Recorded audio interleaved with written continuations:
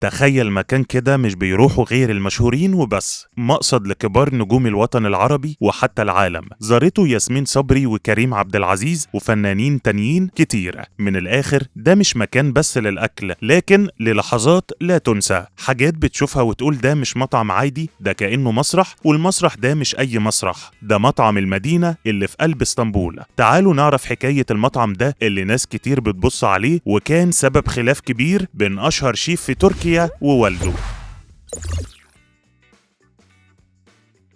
مطعم المدينة اللي أسسه رجل الأعمال التركي إسماعيل أوزدمير يعتبر واحد من أكتر المطاعم شهرة في تركيا والعالم. تخيل كده، ده مش مجرد مطعم تركي تقليدي، المطعم ده وصل لمرحلة إنه بقى محطة لكبار الشخصيات والنجوم اللي يجوا من كل مكان، مش عشان بس الأكل اللي ملوش زي، لا كمان علشان التجربة نفسها. طيب مين إسماعيل أوزدمير؟ إسماعيل هو أبو الشيف التركي الشهير براق، اللي بقى واجهة مشهورة على السوشيال ميديا بسبب حركاته الاستعراضية وطريقته المميزة في تقديم الأكلات. طبعا الشهرة دي كلها خلت الناس تربط المطعم بشخصية براق، اللي كان بيعمل حاجات جامدة جدا تخلي الناس تبقى مشدودة، وطريقة طبخه قدام الناس زي عرض فني. المطعم ده استضاف أسماء كبيرة، ومن فينا ما شافش صور الفنان محمد رمضان في زيارته للمطعم. محمد رمضان كان من ضمن الناس اللي حبوا المكان ده ونشروا صورهم هناك على انستجرام، وكمان الإعلام المعروف جورج قرداحي والفنانة منة فضالي والفنان أحمد زاهر، وقائمة طويلة من النجوم اللي كان ليهم شرف تجربة أكلات مطعم المدينة.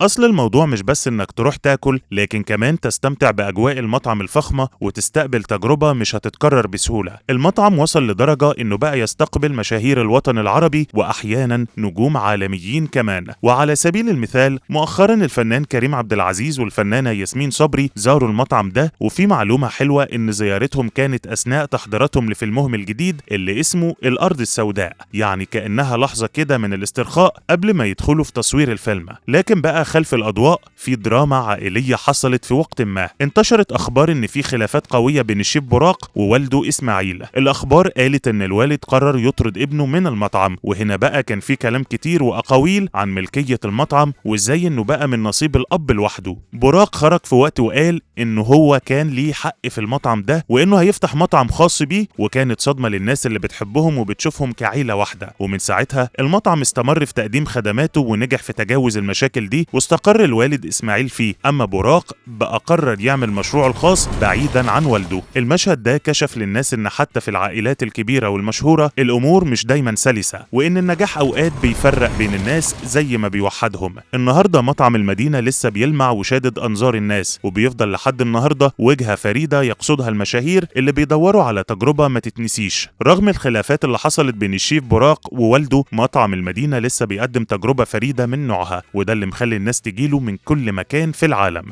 المطعم مش بس مشهور علشان الأكل أو الأجواء الفخمة، لكن كمان علشان شعور الزوار بالضيافة والكرم اللي بيستقبلهم بيه إسماعيل أوزدمير وفريقه. واللي يعرف قصة الخلافات العائلية دي ممكن يبقى فاكر إن المطعم هيفقد بريقه، لكن العكس حصل، وده يبين قد إيه المكان ده عنده قوة وشهرة خاصة.